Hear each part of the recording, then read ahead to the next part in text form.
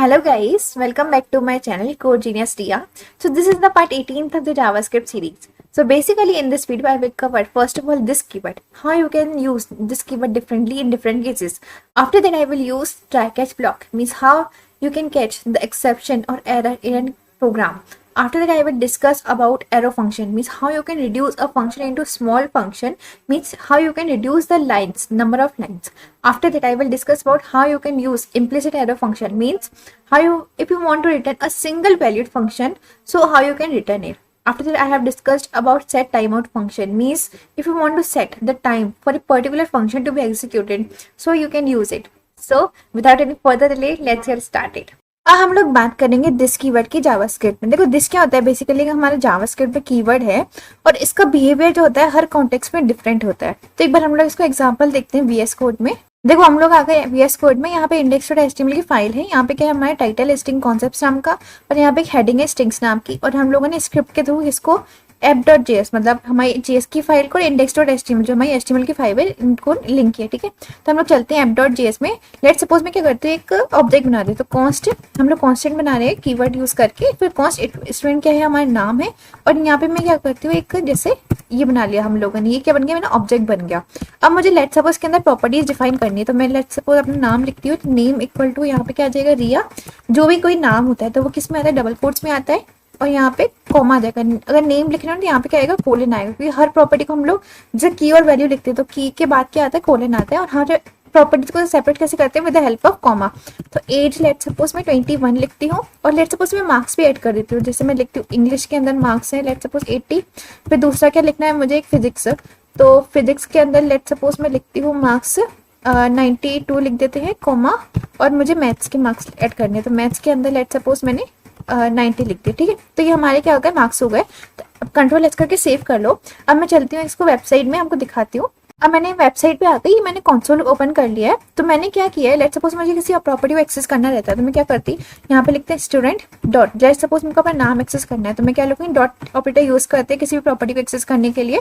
तो dot name से रिया आ गया। लेट सपोज मुझे और कोई एंटिटी मतलब प्रॉपर्टी को एक्सेस करना रहता है, तो मैं कहती स्टूडेंट डॉट इंग्लिश, तो यहाँ पे इंग्लिश के मार्क्स आ गए। मतलब जिस किसी भी प्रॉपर्टी को एक्सेस करना रहता है तो डॉट ऑपरेटर से अपन यूज कर। लेट सपोज मुझे क्या करना है, यहाँ पे एक मेथड बनाया है, तो कॉमा लिखेंगे, क्योंकि कॉमा से हर प्रॉपर्टी सेपरेट की जाती है, इसलिए मैंने कॉमा लगाया। लेट सपोज मुझे यहाँ करना है, एक क्या मेथड बनाना है या फिर फंक्शन कह सकते हो। तो यहाँ पे गेट एवरेज, जो हमें क्या देगा, एवरेज देगा सारे मार्क्स का। तो मैं यहाँ क्या करूँगी, ब्रैकेट्स लिखते हैं, और यहाँ पे क्या आ जाएगा हमारा, ये कर्ली ब्रैकेट्स आ गए। लेट सपोज अब मुझे एवरेज लिखना है ना, तो एवरेज का फॉर्मूला लिखते हैं कि average of 3 numbers, average equal to, अब मुझे किसके मार्क्स चाहिए, जैसे ब्रैकेट में लिखो यहाँ पे इंग्लिश प्लस यहाँ पे मैथ्स प्लस हमारे जो फिजिक्स है। ठीक है, इन तीनों का नाम लिखा डिवाइड बाय 3, क्योंकि हम लोग का फॉर्मूला क्या होता है कि हम इन तीनों को मतलब एवरेज करते हैं तो सम करते हैं, डिवाइड बाय 3 करते हैं। अब मुझे क्या करना है, इनको प्रिंट करवाना है, तो कंसोल डॉट लॉग, और यहाँ पे क्या करेंगे, अपने एवरेज को प्रिंट करवाओ। ठीक है, अब यहाँ पे कंट्रोल एस करके सेव कर लो। तो अभी सपोज मुझे क्या करना है, अपने मेथड को या फिर फंक्शन को एक्सेस करना है। तो आपको क्या लगता है कि प्रॉपर्टी को कैसे एक्सेस कर सकते हैं, डॉट ऑपरेटर। लेकिन वो क्या होता है, हमें सिंगल एंटिटी को ही हम लोग क्या कर सकते हैं, उससे एक्सेस कर सकते हैं। लेकिन अगर मुझे मेथड को एक्सेस करना है या फिर फंक्शन को एक्सेस करना है तो मैं उससे नहीं कर सकती हूँ। तो मैं आपको दिखाती हूँ कैसे नहीं कर सकते। लेट सपोज मैं अपने फंक्शन या फिर मेथड को कह लो, तो उसको एक्सेस करने की कोशिश करूंगी। तो यहाँ पे क्या आएगा, एरर आएगा। एरर आया क्योंकि इंग्लिश इज नॉट डिफाइंड, क्योंकि वो पहचान ही नहीं पा रहा हमारे ऑब्जेक्ट डिफाइंड कहाँ है। तो हम लोग क्या करेंगे, इसलिए हम लोग क्या यूज करेंगे, यहाँ पे दिस कीवर्ड यूज करेंगे। तो दिस डॉट इंग्लिश करेंगे, फिर क्या करेंगे, दिस डॉट मैथ, यहाँ पे डॉट आएगा दिस डॉट मैथ, और यहाँ पे क्या करेंगे, दिस डॉट फिजिक्स। तो बेसिकली दिस कीवर्ड हम लोग क्यों यूज करेंगे यहाँ पे, क्योंकि ऑब्जेक्ट कॉल के काम आता है। एक बार हम लोग चल के इसको देख भी लेते हैं। तो यहाँ पे अभी मैं फिर से लिखती हूँ कि यहाँ पे अपने ऑब्जेक्ट का नाम लिखो स्टूडेंट डॉट। अब हम लोग अपनी कॉलिंग ऑब्जेक्ट करेंगे ना, मतलब गेट, हमने एवरेज को कॉल करेंगे ना, तो अब आ जाएगा। देखो यहाँ पे इसका एवरेज आ गया। तो हम लोग बेसिकली इसको एक्सेस कैसे करें, with the help of this keyword. तो याद रखना कि अगर यहाँ पे दिस डॉट इंग्लिश जैसे मैंने लिखा है, मैंने ये क्या कर रहा है, बेसिकली कॉलिंग ऑब्जेक्ट कर रहा है। कॉलिंग ऑब्जेक्ट कैसे, जैसे मैंने आपके यहाँ लिखा है ना, यहाँ पे स्टूडेंट हमारा क्या है, यहाँ पे ऑब्जेक्ट है, और गेट एवरेज क्या है, हमारा मेथड है। तो हम लोग कोई भी मेथड को कॉल कैसे करें, with the help of object. ठीक है, और उसको एक्सेस, अगर किसी भी मेथड को एक्सेस करना है किसी भी प्रॉपर्टी को, तो हम लोग क्या यूज करेंगे, दिस कीवर्ड यूज करेंगे। ठीक है। अब हम लोग बात करेंगे दिस कीवर्ड की ऑफिशियल डेफिनेशन के बारे में। क्या कहा है, this keyword refers to an object that is executing the current piece of code. यहाँ पे करंट पीस ऑफ कोड क्या है, हमारा मेथड था, और ऑब्जेक्ट क्या था, हमारा स्टूडेंट था। तो क्या बता रहा है कि अगर किसी मेथड को तो मैं एग्जीक्यूट करना है तो हम लोग किससे करेंगे, रेफर टू एन ऑब्जेक्ट, मतलब ऑब्जेक्ट के नाम से उसको कॉल करें। तो देखो बेसिकली क्या होता है, यहाँ पे दिस को हम लोग कीवर्ड था और डॉट इंग्लिश, इंग्लिश क्या थी हमारी बेसिकली की थी, तो किसी की कॉलिंग ऑब्जेक्ट, इसको हम लोग क्या कहते हैं, कॉलिंग ऑब्जेक्ट कहते हैं दिस कीवर्ड को, क्योंकि बेसिकली अगर कॉल करने के काम आ रहा है, मतलब हमारी कोई प्रॉपर्टी है उसको एक्सेस करने के काम आ रहा है। लेट सपोज मुझे क्या करवाना है, जैसे कि यहाँ पे कंसोल डॉट, यहाँ पे कंसोल डॉट लॉग, और मुझे बेसिकली क्या करवाना है, इसकी वैल्यू भी प्रिंट करवानी है नाम के साथ। तो मैं क्या करूंगी, यहाँ पे दिस डॉट नेम लिखेंगे, दिस डॉट नेम, और यहाँ पे बाहर क्या आएगा, हमारा डॉलर का साइन आएगा, क्योंकि मैं क्या एक्सेस करना चाहती हूँ, अपने नाम को। और यहाँ पे पूरा किसके अंदर आएगा, बैकटिक के अंदर आएगा। तो एक काम करो, यहाँ बैकटिक लगा दो, मैंने आपको पहले ही बता चुकी हूँ बैकटिक क्या होता है। तो यहाँ पे क्या हो जाएगा, दिस डॉट नेम, यहाँ पे नेम आ गया, और जैसे इससे क्या आ जाएगा, रिया, क्योंकि रिया वाली प्रॉपर्टी को एक्सेस करेगा। तो रिया हैज, यहाँ पे has got average marks of, यहाँ पे इक्वल टू लिख दो फिर, और यहाँ पे हम लोग को जैसे एवरेज का एक्सेस करना है, तो मैं सिंपली क्या लिखूंगी, अपने डॉलर साइन लगाएंगे, और उसके अंदर हम लोग क्या लगाते हैं, कर्ली ब्रैकेट्स आ जाते हैं, और यहाँ पे लिखूंगी एवरेज। इससे क्या हो जाएगा, हमारे एवरेज के मार्क्स कैलकुलेट हो जाएंगे। तो एक बार इसको कंट्रोल एस करके सेव कर, तो अब मैं सिंपली क्या करूंगी, अपने मेथड को एक्सेस करने के लिए स्टूडेंट ऑब्जेक्ट को कॉल करेंगे। तो यहाँ क्या हो जाएगा, स्टूडेंट डॉट हमारे गेट, यहाँ पे स्टूडेंट आ जाएगा, स्टूडेंट, और अपने क्या करेंगे, अपने जो मार्क्स थे, मार्क्स को एक्सेस करने के लिए बेसिकली क्या करना है, मुझे अपने फंक्शन को कॉल करना पड़ेगा, या फिर मेथड कह सकते हो, सो कॉल करना है। तो यहाँ पे क्या करेंगे, गेट एवरेज को, यहाँ पे अपने मेथड को कॉल कर लिया, तो कितना आगे, पहले अपनी एवरेज भी कैलकुलेट हो गए, और यहाँ पे नाम भी एक्सेस कर लिया, और उसके जो एक्चुअल वैल्यू है उसको भी कैलकुलेट कर लिया। तो ये has got average marks of, यहाँ पे इक्वल टू इतने आ गए, ठीक है। तो जो दिस कीवर्ड होता है तो अलग अलग तरह से अलग बिहेव करता है। लेट्स सपोज मुझे क्या करवाती है, यहाँ पे मैं अपने दिस कीवर्ड को ही यहाँ पे कॉल करवा लेती हूँ, तो कंसोल डॉट लॉग, और अपने दिस को कॉल करवा लेती हूँ, ठीक है। और मैं ये वाली जो लाइन है इनको क्या कर देती हूँ, कमेंट आउट कर देती हूँ, क्योंकि अभी सिर्फ हम क्या चाहते हैं कि हमारी जो दिस कीवर्ड है उसके बारे में प्रिंट हो। तो मैं यहाँ क्या करूंगी, अपने फंक्शन यहाँ पे मेथड को कॉल करूंगी, तो यहाँ पे क्या लिखूंगी, स्टूडेंट डॉट गेट एवरेज, ठीक है। तो यहाँ पे देखोगे आप, तो यहाँ पे इतनी सारी एंटिटीज यहाँ पे प्रिंट हुई, मतलब जो जो प्रॉपर्टी मैंने लिखी थी उसके अंदर, तो वो सारा हमारा प्रिंट हुआ, देख सकते हैं यहाँ पे नेम रिया आ गया, एज आ गया, इंग्लिश, इन सब के मार्क्स आ गए, मतलब हर प्रॉपर्टी को एक्सेस कर रहे हैं, यहाँ पे फंक्शन को भी एक्सेस कर रहे हैं यहाँ पे, तो आप देख सकते हो। तो ये क्यों हो रहा है, हमारा बेसिकली जो दिस कीवर्ड है तो वो सब चीज को एक्सेस करने की कोशिश करता है जो हमारे बेसिकली ऑब्जेक्ट के अंदर डिफाइन। तो यहाँ देख भी सकते हो लाइन नंबर 8 है, लाइन नंबर 8 का मतलब क्या है कि हम लोगों ने 8 नंबर पे दिस कीवर्ड को यहाँ पे प्रिंट करवाने की कोशिश करी थी। देखो 8 लाइन पे था, इसलिए हम लोग दिस कीवर्ड जो है वो सारी चीजों को जो इनसाइड है हमारे ऑब्जेक्ट के अंदर उन सबको रिटर्न करवा देता है, ठीक है।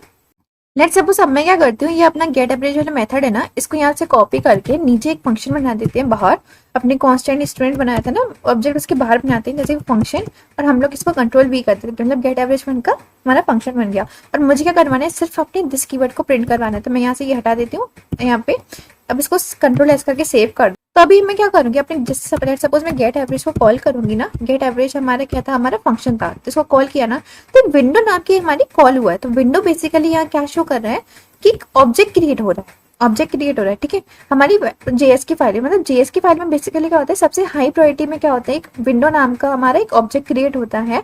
मतलब सब चीज का, अगर हमारी कोई भी चीज नहीं हम लोगों ने किसी के अंदर ऑब्जेक्ट के मतलब किसी के अंदर डिफाइन नहीं किया ना, तो वो किसके अंदर कॉल होगी, हमारे विंडो के ऑब्जेक्ट के अंदर। लेट सपोज लेकिन मुझे स्टूडेंट को करवाना होता है, स्टूडेंट, तो क्या लिखते हैं यहाँ पे, स्टूडेंट डॉट गेट एवरेज। तो इससे क्या हो रहा था, हमारा बेसिकली जो स्टूडेंट नाम ऑब्जेक्ट है उसके अंदर जो गेट एवरेज है वो कॉल हुआ, लेकिन सिर्फ गेट एवरेज लिखेंगे ना तो हमारा कौन सा फंक्शन एग्जीक्यूट होगा, मतलब विंडो ऑब्जेक्ट के अंदर। बेसिकली हमारा जो भी कोड हम लोग लिखते हैं ना अपने जावास्क्रिप्ट में या app.js में, वो किसके अंदर एग्जीक्यूट होता है, हमारे विंडो ऑब्जेक्ट के अंदर। तो ये याद रखना हमेशा। जिसमें क्या अलर्ट है, तो हम लोग पहले भी अलर्ट यूज कर चुके हैं, तो हम लोग क्या लिखते हैं, सिंपली यहाँ पे अलर्ट, जैसे यहाँ पे कैसे लिखते हैं अलर्ट, और यहाँ पे लिखो राइट जैसे लिख देते हैं, कुछ भी लिख सकते हैं अलर्ट के अंदर। तो यहाँ पे क्या आ जाएगा, हमारा अलर्ट आ गया। तो ऐसे हम लोगों ने यूज कर सकते हैं। लेकिन अगर सपोज ने जैसे मैं विंडो डॉट अलर्ट यूज करती ना, विंडो डॉट अलर्ट, तो ये भी क्या करता है, सेम काम करता है। जैसे देख लो, तो यहाँ पे मैंने कुछ लिखा नहीं, तो यहाँ लिखा नहीं आया, तो यहाँ पे क्या गई, अलर्ट आ गया, ठीक है। तो यहाँ पे लेट सपोज मतलब कोई भी चीज है ना, मतलब हमारे जावास्क्रिप्ट के अंदर, वो किसके अंदर आता है, हमारे विंडो डॉट अलर्ट, मतलब विंडो के अंदर ही आता है बेसिकली।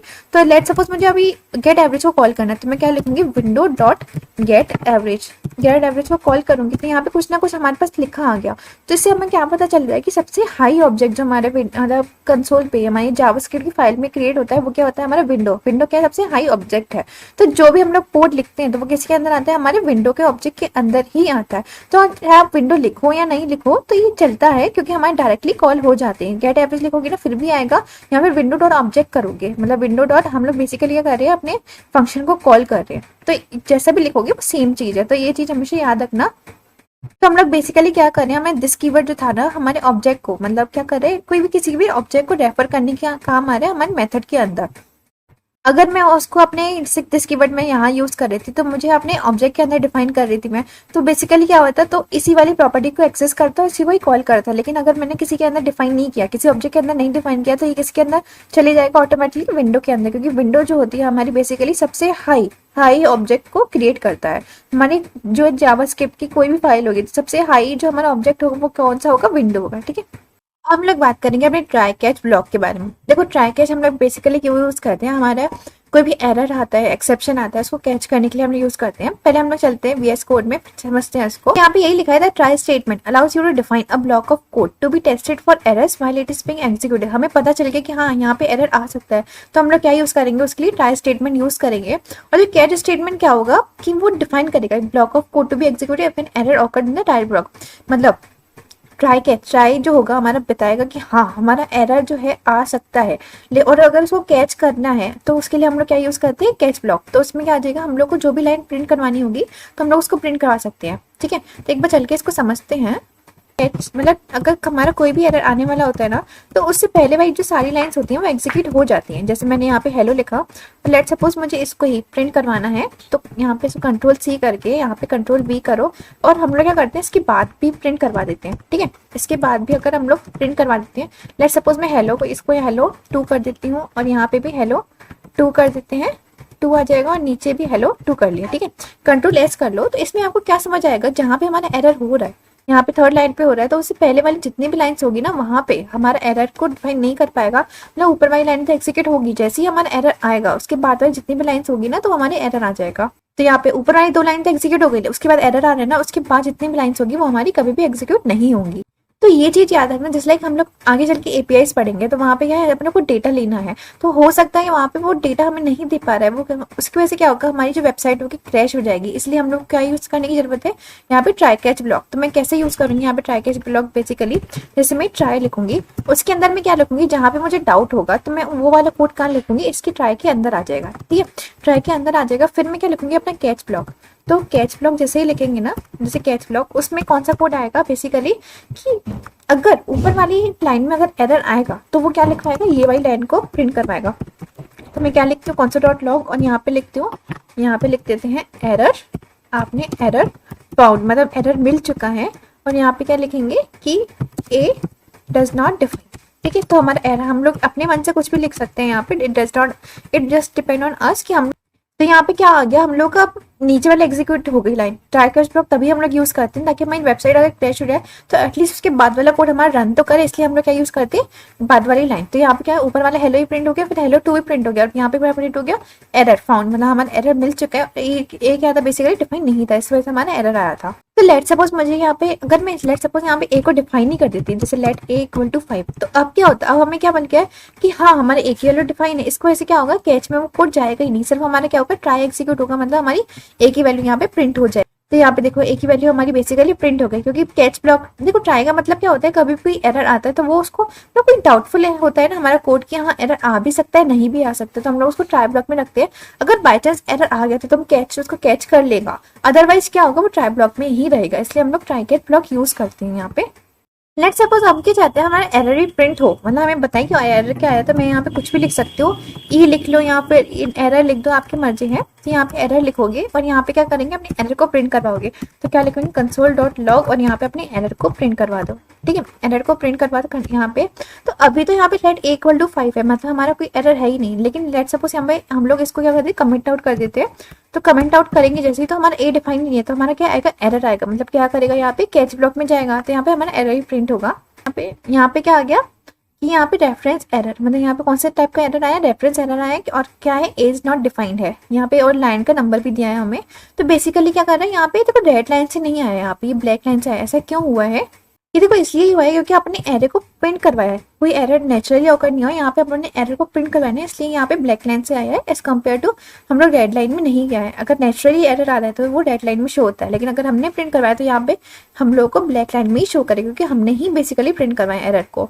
और देखो यहाँ पे क्या है, हम लोग को ट्राई कैच हमेशा ही यूज करना, क्योंकि हम बेसिकली हम चाहते हैं हमारी वेबसाइट क्रैश नहीं हो, इसलिए हम लोग क्या यूज करते हैं, ट्राई कैच ब्लॉक, ताकि उससे पहले वाला और बाद वाला दोनों ही हमारे जो कोड है वो एग्जीक्यूट करना चाहिए। ठीक है, हम लोग बात करेंगे मिसलेनियस टॉपिक्स की जावास्क्रिप्ट में। देखो बेसिकली क्या है, ये मिसलेनियस टॉपिक कोई स्टैंड अलोन हमारे टॉपिक्स नहीं है, ये छोटे छोटे टॉपिक्स है जो हमें जरूरी है ये पढ़ना।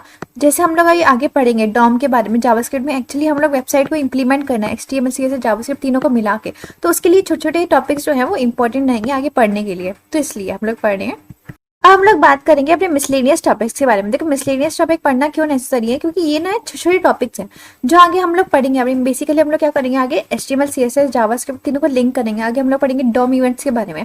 तो ये सब पढ़ने के लिए उससे पहले अपन को जरूरी है कि हम लोग मिसलेनियस टॉपिक पढ़ लें। ये छोटे छोटे टॉपिक्स हैं जो हमें कवर करने के लिए हेल्प करेंगे, मतलब आगे वेबसाइट बनाएंगे तो उसके लिए बहुत ज़्यादा इफेक्टिव रहेंगे, ताकि हम लोग जैसे API को कॉल करना है तो इन सब चीज़ों के लिए हमारे टॉपिक्स जो है ना वो बहुत छोटे छोटे कॉम्पैक्ट फॉर्म में हम लोग लिख सकते हैं, इसलिए हम लोग पढ़ते हैं मिसलेनियस टॉपिक को। तो सबसे पहले क्या आता है हमारा arrow function. Arrow function basically हम लोग क्यों यूज करते हैं, जैसे हम लोग बड़े बड़े फंक्शन लिखते हैं तो उसको कॉम्पैक्ट करने में, मतलब लाइन जो होती है वो हमें मल्टीपल लाइन दिखते थे फंक्शन में, तो उसको छोटी लाइन करने में, मतलब हमारी लाइन्स को कम भी करता है, तो उसके लिए हम लोग क्या यूज करते हैं, एरो फंक्शन। बेसिकली हमारे लाइन को रिड्यूस करता है और जो फॉर्मेट होता है उसको भी कॉम्पैक्ट कर देता है, मतलब छोटा कर देता है, इसके लिए हम लोग यूज करते हैं एरो फंक्शन। बेसिकली इसका काम क्या होता है कि एज ए वैल्यू पास करता है वेरिएबल के अंदर, तो ये हमारे से वेरिएबल है इसके अंदर एज ए वैल्यू पास करता है, ये हमारी क्या है पूरी उसकी वैल्यू हो गई वेरिएबल की। जैसे हम लोग को पता है कि वैल्यू कैसे पास करते थे, पहले हम लोग क्या लिखते थे, बड़े बड़े फंक्शन लिखते थे, कैसे यूज करते थे, जैसे हम एक फंक्शन कीवर्ड यूज करते थे, फंक्शन कीवर्ड यूज कर लिया, उसके बाद फंक्शन का नाम लिखते, लेट सपोज मुझे सम कैलकुलेट करना है तो मैं क्या करूंगी, यहाँ पे सम लिखूंगी, सम इक्वल टू, और फिर उसके बाद क्या देते हमारे कर्ली ब्रैकेट्स आ जाते थे, ये हमारे क्या बन गया, एक फंक्शन बना देते। तो ये क्या है हमारे स्टैंड अलोन, मतलब हम लोग उसको अलग से लिख सकते हैं, लेकिन जो हमारे एरो फंक्शन होते हैं ना वो कभी भी स्टैंड अलोन फंक्शन नहीं कहलाते हैं, क्योंकि हम लोग उसको स्टैंड अलोन की तरह यूज नहीं कर सकते। हम लोग कैसे यूज कर सकते हैं, इसको वेरिएबल में एज ए वैल्यू इसको पास कर सकते हैं। तो ये चीज इंपॉर्टेंट है, याद रखना कि कभी भी हमारे एरो फंक्शन जो होते हैं ना वो कभी हम लोग स्टैंड अलोन नहीं होते हैं। स्टैंड अलोन मतलब फंक्शन लिखा फिर उसके सम लिख के उसे इक्वल टू, मतलब हमारे पूरे कर्ली ब्रैकेट्स, ये हमारा क्या है स्टैंड अलोन है, मतलब उसके पूरा फंक्शन लिखने हैं। ऐसे फंक्शन नहीं लिख सकते कभी भी एरो फंक्शन को, लेकिन हम लोग क्या कर सकते हैं, वेरिएबल में इसकी वैल्यू को पास कर सकते हैं। दूसरी चीज क्या होती है, हम लोग इसको हायर ऑर्डर फंक्शन में यूज करते हैं। हायर ऑर्डर फंक्शन में बेसिकली क्या होता था कि एक फंक्शन को हम लोग दूसरे फंक्शन के अंदर आर्ग्यूमेंट पास कर रहे हैं। तो सपोज एक फंक्शन बनाया उसके अंदर हम लोग आर्ग्यूमेंट में ले रहे हैं एक दूसरा फंक्शन, तब हम लोग क्या यूज कर सकते हैं, एरो फंक्शन। उसको हम लोग क्या बोलते हैं, कॉल बैक। कॉल बैक का मतलब यही होता है कि हम लोग किसी फंक्शन को एज ए आर्ग्यूमेंट लेना किसी और फंक्शन के अंदर, तो इसको हम लोग क्या कहते हैं, कॉल बैक। तो हम लोग एरो फंक्शन को कॉल बैक की तरह भी यूज कर सकते हैं, तो इसका फायदा है। ठीक है, इसका सिंटेक्स क्या होता है, पहले क्या है, कांस्टेंट कीवर्ड है, ये क्या है हमारा कोई भी नाम है वेरिएबल का, फिर ये क्या है उसकी वैल्यू है। वैल्यू में हम लोग क्या करते हैं, पहले एक ब्रैकेट लगाते हैं, ब्रैकेट के अंदर हमारे नंबर ऑफ आर्ग्यूमेंट्स आते हैं डिपेंडिंग ऑन द प्रोग्राम, हमें जितने नंबर ऑफ आर्ग्यूमेंट्स यूज करने हैं। उसके बाद क्या लिखते हैं, फंक्शन की डेफिनेशन। फंक्शन की डेफिनेशन का मतलब क्या होता है, हमें जो भी काम करवाना है फंक्शन से तो वो क्या आता है हमारे कर्ली ब्रैकेट्स के अंदर आता है। ठीक है, और ये चीज देखना इक्वल टू फिर ग्रेटर का साइन है, ये क्या इसी वजह से हमारे एरो फंक्शन का नाम पड़ा एरो। तो ये चीज भी इंपॉर्टेंट है कि इस यहाँ पे हम लोगों ने साइन लगाया ना, इसकी वजह से एरो फंक्शन का नाम पड़ा एरो। उसके बाद क्या है, लेट्स सपोज हम लोगों ने एक एग्जांपल ले लिया, सम नाम के हम लोगों ने बनाया एरो फंक्शन। तो उसमें हम लोग क्या करेंगे कि कांस्टेंट हमारा कीवर्ड है, यहाँ पे क्या है एक वेरिएबल का नाम है सम, इक्वल टू में क्या लगाना हम लोग ब्रैकेट लगाना मस्ट है, यार याद रखना वरना एरर आएगा। ए कॉमा बी, ये हमारे क्या नंबर ऑफ आर्ग्यूमेंट्स, मतलब हम लोगों ने आर्ग्यूमेंट लिए ए और बी को, यहाँ पे क्या करवा रहे हैं, इन दोनों की वैल्यू को प्रिंट करवा रहे हैं, ए प्लस बी की वैल्यू को अपन प्रिंट करवा रहे हैं। तो ये चीज देख सकते हो यहाँ पे कि इक्वल टू के बाद जितना भी है, मतलब इक्वल टू के बाद ये जो हम लोगों ने लिखा है ये पूरा क्या है हमारा एरो फंक्शन है। ठीक है, हम लोगों ने इसकी वैल्यू किसमें साइन की है, हमारे एक वेरिएबल में सम नाम के। ठीक है, हम लोग एक बार चल के इसको VS कोड में भी देख लेते हैं। देखो मैं क्या करूंगी, पहले इसको हटा देते हैं।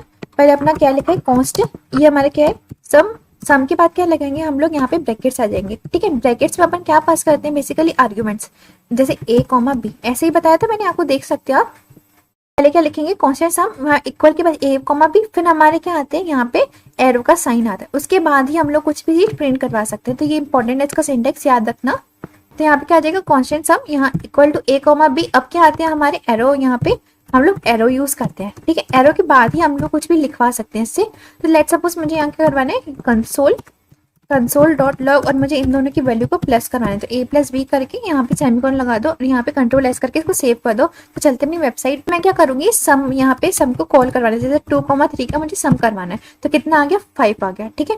लेट सपोज मुझे यहाँ पे क्या करना है, जैसे 3, यहाँ पे 3,7 को यहाँ पे कॉल करवा ली, तो कितना आ गया, 10 आ गया, ठीक है। और जैसे इसको अगर सम को हमें डेफिनेशन लिखवाओगी ना, तो क्या आएगा यहाँ पे, ये देखो डेफिनेशन आ गई, यहाँ पे एफ नहीं लिखा है, मतलब ये फंक्शन नहीं है। तो ये क्या पास कर रहा है, ऐसा क्यों हो रहा है, क्योंकि हम लोग एरो फंक्शन को ऐसे वैल्यू पास कर रहे हैं किसी वेरिएबल के अंदर, ये फंक्शन नहीं है। तो ये इंपॉर्टेंट चीजें याद रखना, ठीक है।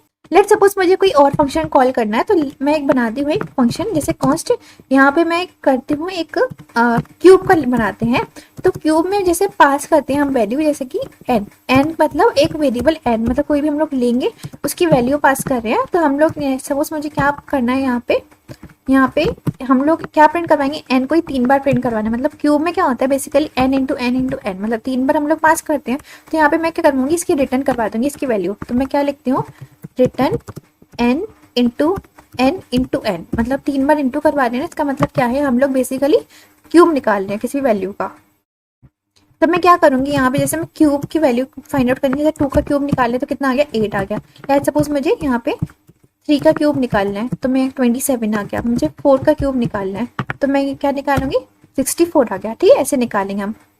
लेट्स सपोज अब मुझे किसका प्रिंट करना है, कि हम लोग क्या करते हैं, एक पावर का फंक्शन बनाते हैं। तो पावर में क्या करूंगी मैं, कि हम लोग a कॉमा बी, मतलब हम लोग a की पावर b, मतलब क्या आएगा, b हमारा पावर में आएगा और a बेस में आएगा। हम लोग क्या निकाल ले, पावर फंक्शन बना रहे हैं एक।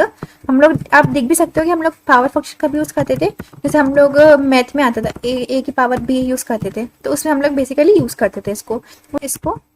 ये 64 आ गया। हम लोग क्या करते हैं, एक पावर फंक्शन लगाते हैं, जैसे 2 की पावर 3, तो क्या हो जाएगा, 2 को हम लोग 3 बार मल्टीप्लाई करते हैं, कितना आएगा, 8 आएगा। तो देख भी सकते हो 8 आ गया। लेट सपोज मैं किसी और की पावर निकालती हूँ, जैसे 4 की पावर 5 निकालती हूँ, तो 4 ही 5 बार मल्टीप्लाई हो जाएगा, तो कितना आ गया, 1024 आ गया, ठीक है। और आप एक और फंक्शन देखते हैं, इसमें हम लोग एक और फंक्शन बनाते हैं। देखो एक और चीज आपको याद रखना है, जैसे हम लोग एन लिख रहे हैं ना, तो हम लोग चाहे यहाँ से एन हटा भी देना तो भी हमारा सिंटेक्स वाइज सेम है, मतलब कंट्रोल एस करके चाहे हम लोग क्यूब की वैल्यू अभी भी देखेंगे ना, तो अभी भी सही आएगी। तो लेट सपोज मैं क्यूब निकालती हूँ, अब 8 का क्यूब निकालते हैं, ठीक है। यहाँ पे क्या है, क्यूब ऑफ 8 निकालते हैं, तो अभी भी इसकी वैल्यू सही आएगी, ठीक है। तो ये चीज याद रखना, अगर a कॉमा बी मतलब 2 आर्ग्यूमेंट है तो हमने ब्रैकेट यूज करना मस्ट है, मतलब पैरेंथेसिस यूज करना मस्ट है। लेकिन अगर एक ही हमारे पास आर्ग्यूमेंट है, अगर हम लोग पैरेंथेसिस नहीं यूज करेंगे तो भी चलेगा, ठीक है। और हम लोग लेट्स सपोज एक फंक्शन बनाते हैं हेलो नाम का। तो ये हम लोग क्या करते हैं, हेलो कीवर्ड यूज करते हैं, और सॉरी कीवर्ड नहीं, हमारा हेलो क्या है, वेरिएबल का नाम है। और हम लोग क्या करते हैं, इक्वल में यहाँ पे हम लोग कुछ रखते ही नहीं है, मतलब यहाँ पे ब्रैकेट्स में खाली रहते हैं। और हम लोग क्या करते हैं, एरो फंक्शन बना दिया, और हम लोग इसमें प्रिंट करवाते हैं कंसोल डॉट लॉग, और यहाँ पे क्या आ जाएगा, हेलो वर्ल्ड, ठीक है। ये हम लोगों ने प्रिंट करवा दिया। और कंट्रोल यहाँ पे एस कर दो, इससे सेव हो जाएगा हमारा कोड। यहाँ पे सेमीकोलन आएगा, सेमीकोलन करके कंट्रोल एस कर दो। तो यहाँ पे रिफ्रेश करके एक बार क्या प्रिंट करवाएंगे, हम लोग हेलो लिखते हैं, अपना हेलो क्या फंक्शन कॉल कर रहे हैं, ठीक है। हेलो फंक्शन कॉल किया तो क्या आ गया, हेलो वर्ल्ड आ गया।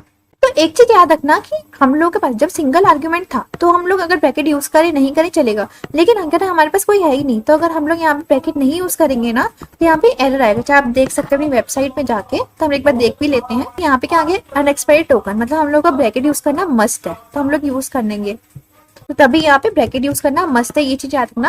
और दूसरी चीज क्या कह सकते हैं हम लोग, एरो फंक्शन जो है ना बेसिकली सो कॉल करने का सिंटेक्स सेम ही है, मतलब हम लोग कॉल जैसे पहले फंक्शन नॉर्मल फंक्शन करते थे ना, वैसे ही हम लोग इसको कॉल करें, बस चेंज क्या हुआ है हमारा बेसिकली उसका लिखने का तरीका, मतलब कॉम्पैक्ट वे में हम लोग लिख रहे हैं, बाकी उसका कॉलिंग का वे हमेशा सिमिलर ही रहेगा, ठीक है। अब हम लोग बात करेंगे अपने 2 इंपॉर्टेंट फंक्शन के बारे में। पहला क्या है हमारा सेट टाइम आउट, उसमें क्या है हम लोग लेट सपोज क्या है, हम लोग आगे चल के एपीआई के बारे में पढ़ेंगे, जिसमें क्या है हम लोग को डेटा चाहिए अगर एपीआई से, तो हम लोग चाहते हैं पर्टिकुलर टाइम पीरियड के अंदर ही हमें वहां से क्या मिल जाए, अपना डेटा मिल जाए। तो उसके लिए हम लोग क्या यूज कर सकते हैं, सेट टाइम आउट, ठीक है। तो ये क्या होता है बेसिकली हमारे एक इनबिल्ट फंक्शन है, किसके अंदर, विंडो ऑब्जेक्ट के अंदर। विंडो ऑब्जेक्ट हम लोग पहले ही पढ़ चुके हैं जब हम लोग क्या पढ़ रहे थे, दिस कीवर्ड के बारे में पढ़ रहे थे, तो उसके अंदर हम लोगों ने क्या पढ़ा, अपना विंडो ऑब्जेक्ट के बारे में। ऐसे ही क्या है हमारे दूसरा ऑब्जेक्ट होता है इनबिल्ट, वो क्या होता है हमारा मैथ ऑब्जेक्ट।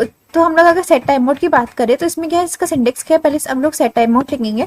इसके अंदर क्या होते हैं, हमारे बेसिकली दो आर्ग्यूमेंट होते हैं। यहाँ पे क्या फंक्शन है, एक दूसरा क्या है टाइम आउट। जो फंक्शन है ये हमारा क्या है, हम लोग कॉल बैक पढ़ा था हम लोगों ने, तो ये वही है, मतलब एक फंक्शन के अंदर हम लोग दूसरा फंक्शन एग्जीक्यूट करते हैं तो उसको क्या बोलते थे, कॉल बैक। तो हम लोग वही कर रहे हैं, तो हम लोग यहाँ पे फंक्शन को कॉल कर रहे हैं। और यहाँ पे टाइम आउट, टाइम आउट क्या है, बेसिकली इतने टाइम के बाद हमारा जो कोड है वो रन करना चाहिए, ठीक है। तो यहाँ पे टाइम आउट में जो होगा ना, हम लोग टाइम डालेंगे ना, वो क्या होता है मिली सेकेंड में, ठीक है। मिली सेकंड में यहाँ पे टाइम आना चाहिए। तो हम लोग यहाँ पे क्या आता है, हम लोग 4000 लिख रहे हैं, तो 4000 क्या है यहाँ पे, ये टाइम और यहाँ मिली सेकंड में आता है ना, तो 4000 लिखेंगे। तो 4000 में अगर मिली सेकंड में आ रहा है तो ये कितना हो जाएगा, 4 सेकंड हो जाएगा, क्योंकि 4 में 4000 इंटू क्या करेंगे हम लोग, इंटू 10⁻³ तो हम लोग कितना हो जाएगा, यहाँ पे 4 आ जाएगा। कैसे हुआ देखो, यहाँ पे एक बार मैं आपको बता भी देती हूँ। 4000 इंटू हम लोग 10⁻³ करेंगे ना, तो हमारा 4 आता है। जैसे कि 4 यहाँ पे क्या लिखा, 3 बार 0 आ रहा है, क्योंकि 4000 हमने लिखा है। तो इंटू क्या करेंगे हम लोग 10⁻³ 10⁻³ करते हैं तो कितना बचता है, ये हमारा टिपिकली 4 बचता है। तो हम लोग को जितने भी सेकंड डालने हैं तो वो हम लोग लिख लेना, और इंटू 1000 करेंगे, ताकि जो हमारा टाइम आ रहा है बेसिकली सेकंड में आ जाए। तो हमारे जो भी पास करते हैं आर्ग्यूमेंट में वो क्या होता है, मिली सेकंड में होता है, ये चीज याद रखना। तो यहाँ पे मैंने क्या करी, सिंपली कुछ भी रैंडमली लाइन लिख दी है यहाँ पे और यहाँ पे, और हम लोग यहाँ बीच में क्या करें, अपने फंक्शन को एग्जीक्यूट करवा रहे हैं। तो हम लोगों ने यहाँ लिख दिया हाय देयर लिख लिया, और यहाँ पे क्या लिखा वेलकम टू। तो आपको लग रहा होगा कि वेलकम टू यहाँ पे क्या सेंस कर रहा है, लेकिन आपको आप समझ जाएगा कहना क्या चाहती हो। बेसिकली क्या करें, यहाँ पे सेट टाइम आउट का हम लोगों ने फंक्शन बनाया। फंक्शन ये देखो यहाँ पे ये बनाया।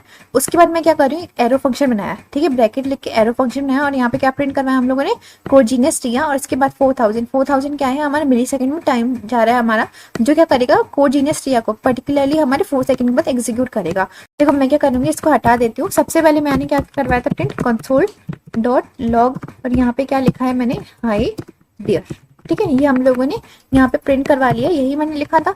और नेक्स्ट यहाँ पे लिखा था कि console.log, और यहाँ पे मैंने क्या लिखा था,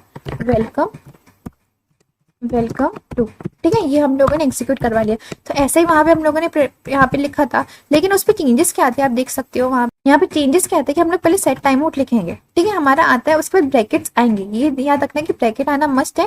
फिर हम लोग उसके अंदर ही अपना क्या लगा रहे हैं, अपना एरो फंक्शन आ रहा है, ये देख सकते हो। ऐसे ही हम लोग ने लगाया सेट टाइम आउट, उसके अंदर क्या आता है, हमारा फंक्शन आता है, उसके बाद टाइम आउट आता है। तो मैंने आपको पहले ही बताया था कि हम लोग जो एरो फंक्शन है वो किसी दूसरे फंक्शन के अंदर यूज कर सकते हैं। तो हम लोगों ने वही किया है यहाँ पे। तो मैं यहाँ क्या करूंगी, अपना सेट टाइम आउट यूज करूंगी, सेट टाइम आउट, ठीक है। टाइम आउट फंक्शन यूज करा, फिर क्या आते हैं हमारे ब्रैकेट्स आते हैं, फिर यहाँ पे इसको यहाँ पे सेमीकोलन लगा देंगे। फिर मुझे क्या करना है, बेसिकली इसके अंदर ही मैं क्या पास कर रही हूँ, अपना एरो फंक्शन। तो ये एरो फंक्शन लिखेंगे। जब भी एरो फंक्शन आता है ना, तो ट्राई करना कि इसको हम लोग कैसे लिखें, कि नेक्स्ट लाइन में लिखे तो थोड़ा अच्छा लगे देखने में। तो console.log, और उसमें क्या लिखेंगे, जैसे प्रिंट करवाते हैं कोड जीनियस रिया। और मैं क्या करती हूँ, यहाँ पे जैसे ही खत्म होगा ना, कॉमा हमारे 4000, मतलब 4000 मिली सेकेंड के बाद ही हमारा जो प्रोग्राम है एग्जीक्यूट हो, ठीक है। यहीं पे मैंने ऐसे ही किया था कि यहाँ पे क्या आ जाएंगे हमारे एरो फंक्शन, यहाँ पे एरो फंक्शन यूज करा, फिर हमने जो भी प्रिंट करवाने वो करवाओ, और हमारा क्या आ जाएगा, टाइम आउट आ जाएगा। मतलब जो हमारा जितने टाइम के बाद अपन चाहते हैं कि हमारे प्रोग्राम जो हो एग्जीक्यूट हो, तो वैसे ही अपन उसको यूज कर रहे हैं। तो देखो यहाँ पे आगे हम लोग का ये बन गया। और यहाँ पे क्या आते हैं, हमारी कर्ली ब्रैकेट्स आते हैं। तो हम लोग थोड़ा अच्छा देखिए, इसलिए हम लोग क्या चाहते हैं कि नेक्स्ट लाइन में हमारा प्रिंट हो। तो हम लोग क्या करेंगे, इसको नेक्स्ट लाइन में भेज देंगे, ताकि हमारा जो कोड है वो देखने में थोड़ा अच्छा लगे, इसलिए हम लोग यूज करते हैं। अब Ctrl+S करके हम लोग वेबसाइट में देख सकते हैं इसको। तो क्या आ गया, हाय देयर वेलकम टू, और कोजीनियस दिया है ना, वो बेसिकली हमारे कितने टाइम बाद आया, 4 सेकंड के बाद आया, ठीक है। तो ये है कि हमारा फायदा कि हम लोग इसको पर्टिकुलरली जितने टाइम के बाद हम लोग चाहते हैं कि एग्जीक्यूट हो वो लाइन, तो वो एग्जीक्यूट होगी यहाँ पे। लेट सपोज मैं यहाँ पे ना वेलकम टू है ना, इसको चाहे 6 बार एग्जीक्यूट करूँ, यहाँ पे देख सकते हो यहाँ पे कि मैं इसको चाहे 6 बार एग्जीक्यूट करूँ, लेकिन फिर भी ये पहले ही आ जाएगा।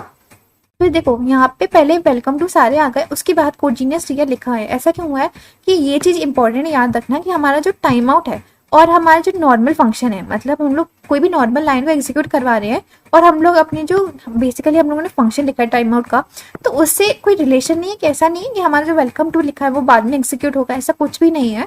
जो हमारा नॉर्मल एग्जीक्यूशन है वो तो होगा ही है, जो हम लोगों ने टाइम आउट के बाद जो भी नॉर्मल कोड लिखा है वो तो एग्जीक्यूट होगा ही होगा। और ये जो हमारा कोजीनियस लिया जो हम लोगों ने बेसिकली टाइम आउट पे चलाया था, वो टक उस टाइम पे ही चलेगा जितने मिली सेकंड के बाद हम लोगों ने टाइम लिखा है वहाँ पे। तो ये चीज हमेशा इंपॉर्टेंट है याद रखना, कि अगर हम लोग टाइम आउट के बाद भी जो लाइन लिखेंगे वो नॉर्मल एग्जीक्यूट होगी, और जो हमारा जो टाइम आउट वाली लाइन है वो पर्टिकुलरली उस टाइम के बाद ही एग्जीक्यूट होगा। तो ये इंपॉर्टेंट चीजें याद रखना, ठीक है। I hope this video will be definitely beneficial for you. Don't forget to check out my other channel where I will describe the movie plots. And don't forget to subscribe it. I will provide the link in my bio. So if you have any doubts related to this video or any doubts related to DSA, LeetCode, Java, anything, you can comment down me or you can follow me on the LinkedIn. Thank you.